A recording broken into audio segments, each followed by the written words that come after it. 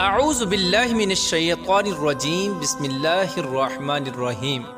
اللہ تبارک و تعالیٰ کے نام سے شروع جو بڑا مہربان اور نہایت رحم کرنے والا ہے۔ ایک ایسے اللہ تبارک و تعالیٰ کے برگزیدہ نبی جن کو زندہ سمندر میں ڈال دیا گیا اور جن کو ایک دیو ہیکل مچھلی نے نگل لیا۔ آپ سے ایسی کون سی خطا سرزد ہوئی تھی جس کی وجہ سے آپ کو کئی دنوں تک مچھلی کے پیٹ میں رہنا پڑا؟ اور آپ کتنے دنوں تک اس دیو ہیکل مچھلی کے پیٹ میں رہے؟ اور آپ نے کون سی ایسی دعا پڑھی تھی جس کی وجہ سے اللہ تبارک و تعالیٰ نے آپ سے اس آزمائش کو دور کر دیا؟ اور آپ کتنے دنوں بعد اس مچھلی کے پیٹ سے باہر تشریف لائے؟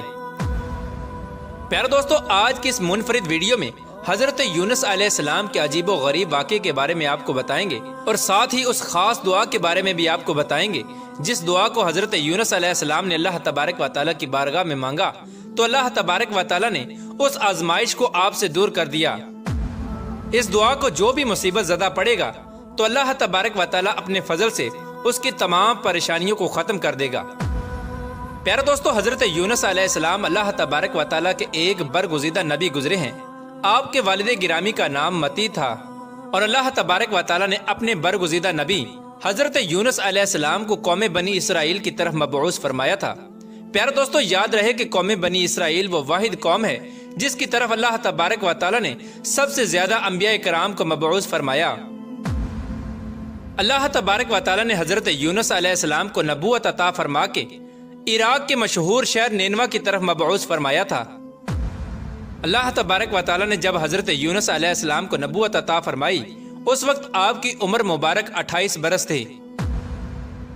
چنانچہ اللہ تبارک و تعالیٰ کے حکم کے مطابق حضرت یونس علیہ السلام اہل نینوا کو ایک عرصے تک دعوت حق دیتے رہے، لیکن اہل نینوا نے آپ کی بات پر کوئی کان نہ دھرا اور اسی طرح اپنے گناہوں اور برائیوں کے اندر مبتلا رہے۔ چنانچہ اس کے باوجود بھی حضرت یونس علیہ السلام اپنی قوم کو اللہ تبارک و تعالیٰ کی وحدانیت کی طرف بلاتے اور گناہوں سے منع کرتے۔ حضرت یونس علیہ السلام نے کئی سالوں تک اپنی قوم کو دعوت حق کی تبلیغ کی، لیکن وہ قوم اپنے گناہوں سے باز نہ آئی اور اسی طرح اللہ تبارک و تعالیٰ کی نافرمانیوں اور گناہوں کے اندر مبتلا رہی۔ اہل نینوا کی اس سرکشی نے اور مسلسل مخالفت نے حضرت یونس علیہ السلام کو دل برداشتہ کر دیا تھا۔ حضرت یونس علیہ السلام اپنی قوم کی نافرمانیوں کو دیکھ کر ان سے سخت ناراض ہوئے اور ان کے لیے اللہ تبارک و تعالیٰ کی بارگاہ میں عذاب الہی کی بد دعا کر کے اس بستی سے روانہ ہو گئے۔ آپ اپنی قوم کے لیے بد دعا کرنے کے بعد اس بستی سے باہر نکلے اور دریائے فرات کے کنارے پہنچ گئے۔ وہاں پر مسافروں سے بھری ہوئی کشتی روانہ ہونے کے لیے تیار کھڑی تھی۔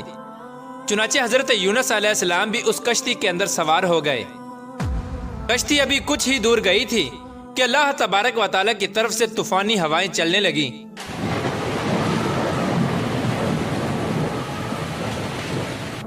اور ان خوفناک طوفانی ہواؤں کے اندر وہ کشتی ڈگمگانے لگی۔ چنانچہ ان طوفانی ہواؤں کی وجہ سے کشتی کے ڈوبنے کا خطرہ پیدا ہو گیا۔ اس وقت ملاحوں نے اپنے عقیدے کے مطابق کہا کہ معلوم ہوتا ہے کہ اپنے آقا کا بھاگا ہوا کوئی غلام اس کشتی میں سوار ہو گیا ہے۔ جب تک اس غلام کو اس کشتی سے نکالا نہ جائے گا تب تک اس مصیبت سے نجات حاصل نہ ہوگی۔ چنانچہ ملاحوں کی یہ بات سن کر حضرت یونس علیہ السلام کے دل میں یہ خیال آیا کہ میں نے اللہ تبارک و تعالیٰ کی وحی کا انتظار کیے بغیر ہی اپنی قوم کے لیے بد دعا کر کے وہاں سے چلا آیا، اور شاید اللہ تبارک و تعالیٰ کو میرا یہ عمل پسند نہیں آیا، اسی لیے یہ آثار نمودار ہوئے ہیں اور یہ میری آزمائش ہے۔ چنانچہ یہ منظر دیکھ کر حضرت یونس علیہ السلام نے ان ملاحوں سے فرمایا کہ میں ہوں وہ بھاگا ہوا غلام جو اپنے آقا سے بھاگ کر آیا ہے، مجھے کشتی سے پھینک دو تاکہ یہ طوفان رک جائے۔ مگر اس کشتی میں سوار ملاح اور مسافر آپ کو خوب جانتے تھے اور آپ کو نیک انسان سمجھتے تھے۔ وہ لوگ آپ کی شرافت سے خوب متاثر تھے، چنانچہ ان لوگوں نے آپ کو کشتی سے پھینکنے سے انکار کر دیا۔ اس کے بعد پھر یہ طے پایا کہ قرآن دازی کی جائے اور جس کا نام قرہ میں نکلے گا اس کو کشتی سے نکال دیا جائے گا۔ چنانچہ سب کی رائے کے مطابق قرآن دازی کی گئی۔ اس قرآن دازی میں پہلی ہی بار حضرت یونس علیہ السلام کا نام نکل آیا۔ چنانچہ اس طرح حضرت یونس علیہ السلام کا نام دیکھنے کے باوجود بھی ملاح اور مسافروں کو یقین نہ آیا۔ اس کے بعد دوسری اور تیسری بار بھی قرآن دازی کی گئی، ہر بار حضرت یونس علیہ السلام کا نام نکلتا۔ چنانچہ اس طرح ملاح اور مسافر آپ کو کشتی سے نکالنے کے لیے مجبور ہو گئے۔ اس کے بعد حضرت یونس علیہ السلام نے خود ہی کشتی سے چھلانگ لگا دی۔ اس وقت اللہ تبارک و تعالیٰ کے حکم سے ایک دیو ہیکل اور بڑی مچھلی نے آپ کو نگل لیا، اور اللہ تبارک و تعالیٰ کے حکم سے حضرت یونس علیہ السلام کو صحیح سلامت اپنے پیٹ میں محفوظ رکھا۔ حضرت یونس علیہ السلام اپنی قوم سے ناراض ہو کر اس بستی سے چلے گئے تھے، اور 40 دن کے اندر اندر عذاب الہی کے نازل ہونے کی پیش گوئی بھی کی تھی۔ چنانچہ حضرت یونس علیہ السلام نے اللہ تبارک و تعالیٰ کے عذاب کی جو پیش گوئی کی تھی، ان کی قوم کو اس پر یقین نہ آیا۔ وہ لوگ کہا کرتے تھے کہ حضرت یونس علیہ السلام تو کہتے تھے کہ اللہ تبارک و تعالیٰ کا عذاب آئے گا، لیکن اب تک تو عذاب نہ آیا، نہ جانے وہ عذاب کب آئے گا۔ مگر کچھ ہی دنوں کے بعد اللہ تبارک و تعالیٰ کے عذاب کے آثار نمودار ہونا شروع ہو گئے۔ چنانچہ اس طرح عذاب الہی کے آثار کو دیکھ کر وہ لوگ پریشان ہونے لگے، اور ایک دوسرے سے کہنے لگے کہ حضرت یونس علیہ السلام کی بات غلط نہ تھی، اور آپ واقعی اللہ تبارک و تعالیٰ کے سچے پیغمبر ہیں۔ چنانچہ ان لوگوں نے اللہ تبارک و تعالیٰ کے عذاب کے آثار کو دیکھ کر اللہ تبارک و تعالیٰ کی بارگاہ میں توبہ کی، اور اللہ تبارک و تعالیٰ کی وحدانیت پر ایمان لے آئے۔ چنانچہ ان لوگوں نے اللہ تبارک و تعالیٰ کی بارگاہ میں توبہ کی، اور اللہ تبارک و تعالیٰ کی وحدانیت پر ایمان لے آئے، اور اللہ تبارک و تعالیٰ کی بارگاہ میں اس عذاب کے ٹل جانے کی دعا کرنے لگے۔ اس وقت اللہ تبارک و تعالیٰ نے ان لوگوں کی توبہ کو قبول فرما لیا اور عذاب کو ٹال دیا۔ پیارے دوستو، ادھر حضرت یونس علیہ السلام مچھلی کے پیٹ میں زندہ تھے، اور اللہ تبارک و تعالیٰ کی وحی کا انتظار کیے بغیر ہی اپنی قوم کو چھوڑ کر آنے پر نادم تھے۔ چنانچہ اس وقت حضرت یونس علیہ السلام نے اللہ تبارک و تعالیٰ کی بارگاہ میں اپنی خطا کی معافی کے لیے یہ دعا پڑھی، لا الہ الا انت سبحانک انی کنت من الظالمین، یعنی اے رب العالمین، تیرے سوا کوئی معبود نہیں، تو ہی یکتا ہے، میں تیری پاکی بیان کرتا ہوں، بے شک میں خود ہی ظالم ہوں۔